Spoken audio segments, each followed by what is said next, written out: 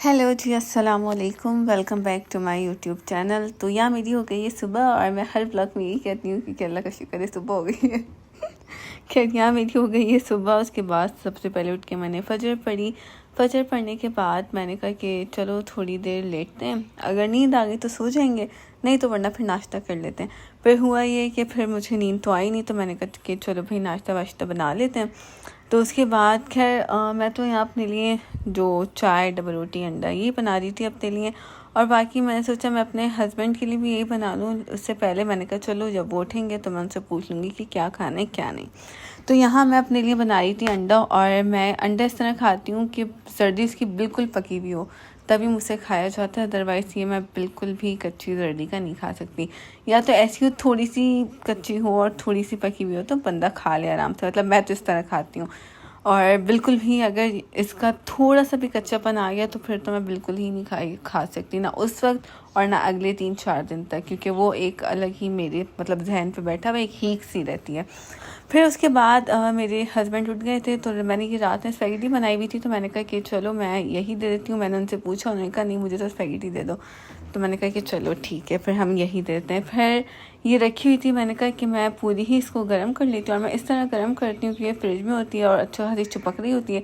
तो इसमें थोड़ा सा मैं ऑलिव ऑयल ऐड करती हूँ, अपने अंदाजे के मुताबिक मैं इसमें कर लेती हूँ 1 टीस्पून 2 टीस्पून, जितनी आपकी स्पैगेटी है उस लिहाज से आप क्वांटिटी तेल की रख लें। खैर यहाँ पे मैंने अपनी बेटी को ऊपर बिठाया हुआ था, इसने करेला फेंका है क्योंकि मुझे आज करेले कीमा बनाना था। तो मैंने ये बिल्कुल सुबह ही मंगवा ली थी सब्ज़ी वाले से, और इसको मंगवा के रख ली थी, और ये यहाँ फेंक रही थी। फिर खैर इसके बाद मैंने अच्छे से इसको गर्म किया, स्पैगेटी को और स्पैगेटी सॉस को। ये जब बच जाती है तो मैं फ़ौरन फ्रिज में रख देती हूँ, वरना फिर ये फ़ौरन ख़राब हो जाती है और फिर बदबू आ जाती है। तो इसलिए फिर मैं इसको जैसे ही हम लोग अपने लिए निकालते हैं और मैं इसको थोड़ी भी गर्म होती है ना, मैं इसको रख देती हूँ बस फ्रिज में। फिर उसके बाद यहाँ से थोड़ी सी चाय गिर गई थी। फिर मैंने उस चाय को साफ़ किया, क्योंकि सफाई भी तो रखनी चाहिए ना, तो इसलिए सफाई नफ्स-ए-मान है, तो हमने थोड़ी सी सफाई भी की है। मैंने इसलिए की कि वो गर्मियाँ हैं तो चींटियाँ वगैरह ना आ जाएँ, अगर सर्दियाँ होती तो फिर नाश्ता करके ही करती।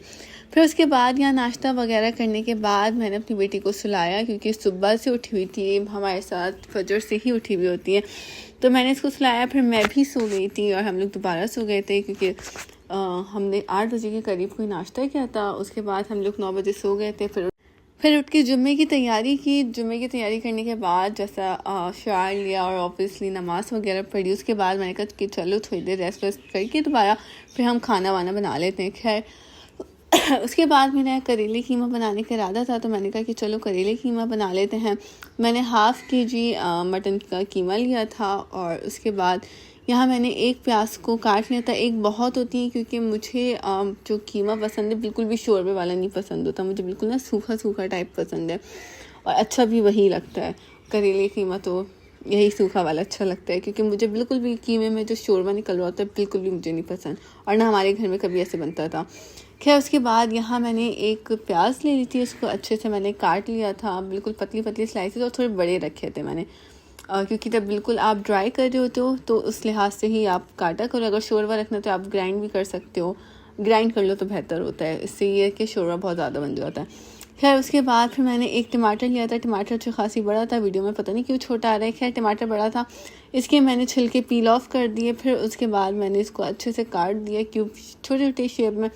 अब इसके छिलके उतर गए तो ये बहुत ही जल्दी पक जाएगा। इसका एक ये बहुत ज़्यादा फ़ायदा होता है। अगर टमाटर ज़्यादा होते तो खैर मैं चॉपर की हेल्प से चॉप कर ली थी। खैर ये मेरी उंगली पे लग गई थी, और मेरी उंगली पे ये गाड़ी के दरवाजे में मेरी उंगली आ गई थी, और ये बड़ी कोई ख़तरनाक किस्म का दर्द था। खैर उसके बाद 3 दिन तक तो मैंने बिल्कुल भी काम नहीं किया था। अल्लाह का शुक्र है थोड़ी बेहतर है। तो फिर मैंने कहा कि चलो अब खाना वगैरह बना लेते हैं, क्योंकि खा खा के बाहर का फिर थक गए थे।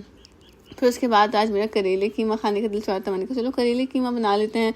फिर उसके बाद यहाँ मैं थोड़े से एक्शन भी मार रही थी, जो कि ज़रूरी है ऑब्वियसली, क्योंकि जब मैं बना रही होती हूँ पता नहीं मुझे क्या होता है, फिर मैं अपने आप को भी देख लेती हूँ कैमरे में।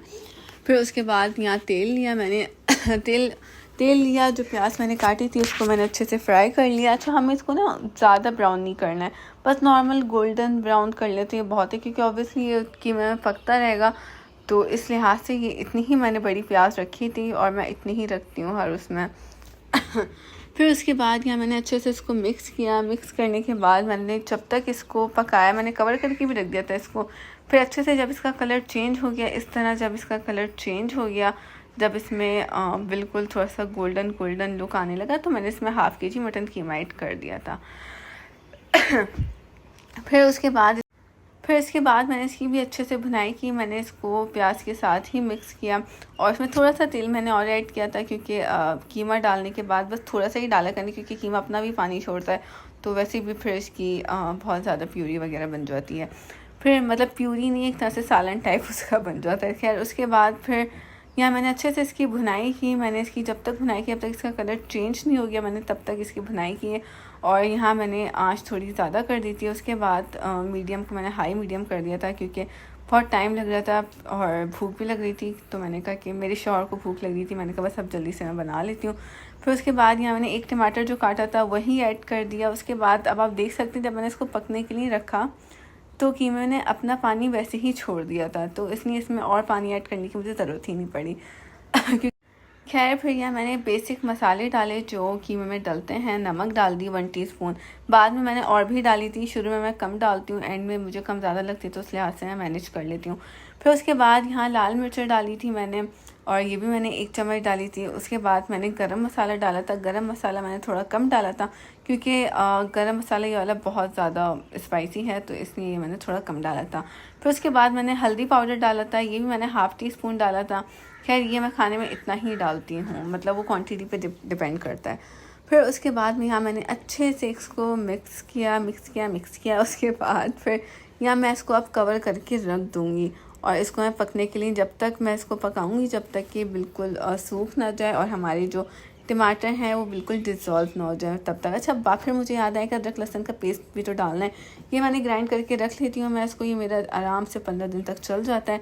उसके बाद यहाँ मैंने अदरक लहसुन का पेस्ट डाला 1 चम्मच या हाफ़ टी-स्पून, आप लोग अपने लिहाज से डाल दें। खैर मैंने 1 चम्मच डाला था। फिर मैंने दोबारा इसको कवर करके पकने के लिए रख दिया था, और इसको मैं मैक्सिमम कोई 5 मिनट बाद दिखा रही हूँ। और इसकी कुछ हालत ऐसी थी, टमाटर पक गए थे तकरीबन सारे, और फिर यहाँ मैंने करेले भी काट लिए थे। मैंने कहा कि चलो अब हमें बाहर भी जाना था।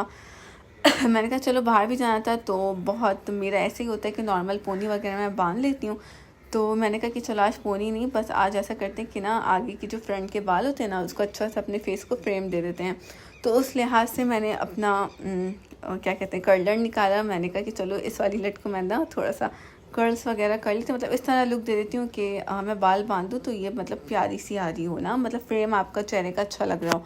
तो उस लिहाज से हाँ मैं बना रही थी। और मैंने बिल्कुल कर्लर और स्ट्रेटनर वगैरह यूज़ करना छोड़ दिया था। तो मैंने कहा कि चलो अब यूज़ कर लेते हैं, रखा हुआ है कब से। तो मैंने कहा कि चलो अच्छा सा हम फ्रेम बनाते हैं और इस लट को थोड़ा अच्छा सा लुक देते हैं। तो यहाँ मैं कोशिश कर रही थी, क्या यहाँ मैं बिल्कुल भूली हुई थी कि किस तरह करता हूँ। और एक वक्त ऐसा था कि मैं इतनी प्रो हो गई थी कि मैं 5 मिनट में पूरे बाल कर लिया करती थी।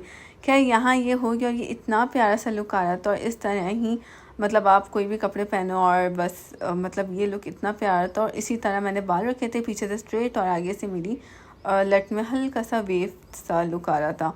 फिर उसके बाद यहाँ मैंने थोड़े एक्शन वैक्शन मारे। मैंने कहा कि चलो अब फाइनली हम कामयाब हो गए अपने मकसद में, थोड़ा सा एक्शन भी मार लेते हैं।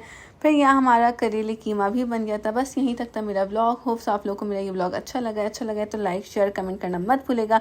बाकी अल्लाह हाफिज़।